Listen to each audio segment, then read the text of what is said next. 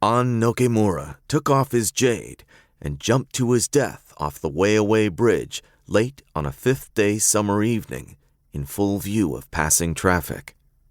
Kaul Lan heard the tragic news from his grandfather the following morning.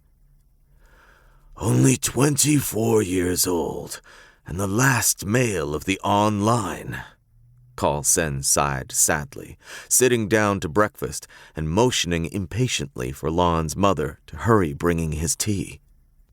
"The Auns were heroes of the war. How could such a powerful green-bone family be so unlucky?" Kaul Sen curled his lip and made a smacking sound of bewildered disappointment.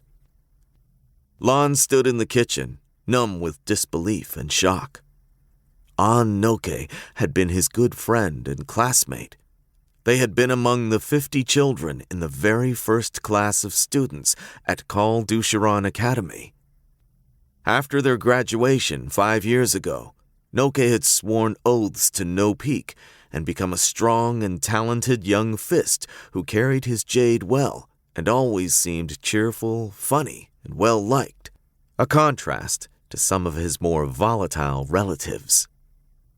At times, he would unexpectedly fall into sudden and severe bouts of depression, but they had seemed brief enough, or else Ure had masked them well enough, that Lan hadn't imagined his friend would ever end his own life.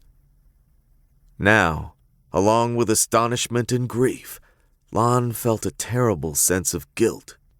Over the past year, at his grandfather's direction, he'd pulled back from duties on the military side of the clan to focus on his college classes and on shadowing no-peak leaders, learning all the functions of the clan, understanding its large and complex web of relationships. He'd had little time to spare to keep in touch with old school friends like Aun and Woon. If only he'd spoken to Aun Ure at the right moment, could he have turned him away from such an irreversible decision?